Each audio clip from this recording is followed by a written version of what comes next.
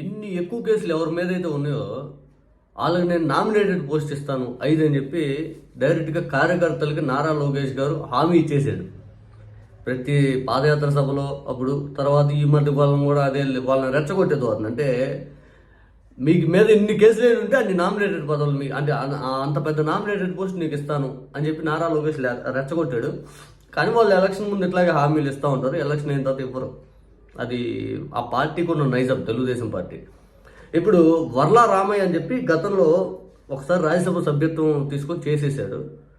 గవర్నర్ని అయితే పంపించేశాడు, అందుకని చున్నీలు బొన్నీలు అన్నీ కుట్టించుకున్నాడు కూడా. ఇది వర్లా రామయ్య. తర్వాత మనకి మోదుగుల నరసింహర్ గారు అయితే ఆయన గవర్నర్ పదవి చేసి మళ్ళీ బీజేపీలోకి వెళ్ళిపోయి తర్వాత బీఆర్ఎస్లోకి వెళ్ళిపోయి తర్వాత బయటకు వచ్చి అటు చేసి ఇది చేసి పెద్ద పోస్ట్ ఇప్పించారు గవర్నర్ ఆయన మోదుగుల నరసింహర్ గారికి. ఆ తర్వాత చంద్రబాబు నాయుడు గారి చేతిలో ఈసారి పోస్టులు వచ్చేవాళ్ళు ఎవరెవరు అంటే పెద్ద పెద్ద పోస్టులు. ఇంకా గవర్నర్ కంటే ఇంక వదిలితే అమెరికా అధ్యక్షుడు ఏమన్నా ట్రంప్ కాకుండా వీళ్ళకి ఎవరికైనా ఇప్పిస్తాడేమో. మరి నాకు తెలిసి జయప్రకాష్ నారాయణకో లేకపోతే నిమ్మగడ్డ ప్రసాద్కి వీళ్ళకేమైనా హామీలు ఏమన్నా ఇచ్చాడే. నిమ్మగడ్డ ప్రసాద్ గారు మాట్లాడుతూ ఈ సిటిజన్ ఫోరం ఆఫ్ డెమోక్రసీ అది పెట్టాడు ఆయన ఈ మధ్య. పెట్టి ఏదైతే ఎలక్షన్ అప్పుడు ఎక్కడైతే అధికార పార్టీకి కటౌట్లు లేకపోతే ప్రతిపక్ష పార్టీ ఎక్కడైతే కటౌట్లు లేకపోతే ఇవన్నీ ఎవరైతే చేస్తుందో అవన్నీ తీసుకుని విజిల్ యాప్లో అప్లోడ్ చేసి మేము అవి తీసేపిస్తాం, ఎలక్షన్ సజావుగా సాగిస్తాము 5 అని చెప్పి ఆయన ఫోరం పెట్టాడు. బాగుంది, నేను దాన్ని మనం స్వాగతిద్దాం.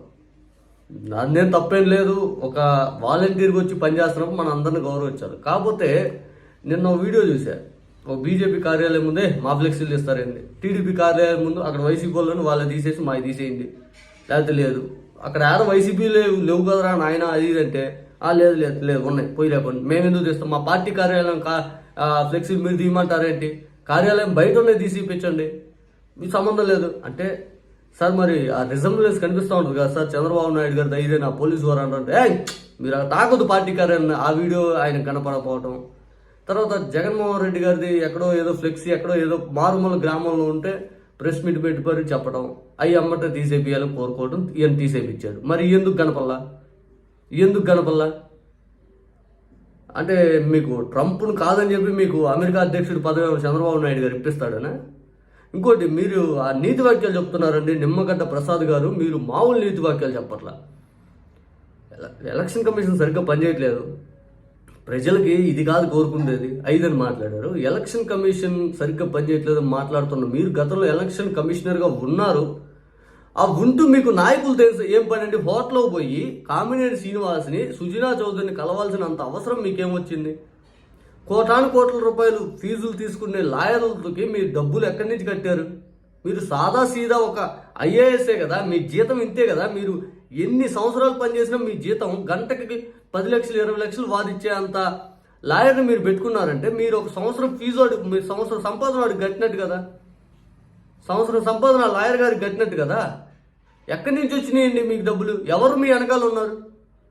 అసలు కరోనా అనేది పూర్తిగా మన దేశంలో ఎవ్వరు కూడా, ప్రధానమంత్రి గారు కానీ మన దేశంలో ఏ రాష్ట్రం కానీ కనీసం దాని గురించి ఆలోచించిన సమయంలో మీరు వెంటనే ఆపేశారు కదా. ఏదైతే కరోనా పేరు సాగు చూపించి ఎందుకు ఆపేశారు? ప్రభుత్వాన్ని వాళ్ళు ఏమడిగారు అప్పుడు జగన్మోహన్ రెడ్డి గారు? ప్రభుత్వాన్ని అడిగ్గా చేయాల్సింది ఒక్క మాట, సరే ఇట్లా కరోనా వచ్చే అవకాశం ఉంది మేము ఆపాలనుకుంటున్నాం, మీరు ఉండండి. ఒక సమాచారమే కదా అడిగింది, అది కూడా మీరు ఇవ్వలేకపోయారు. స్వతంత్ర హోదా ఉన్నప్పుడు కనీసం ఒక మాట చెప్పాలి. మేము ఆ టీడీపీకో చెప్పండి, ఓన్లీ టీడీపీకే చెప్పేసి వైసీపీలో చెప్పలేదు అన్నట్టుగా బిహేవ్ చేస్తే అట్లా రకరకాలుగా ఉంటాయి కదా.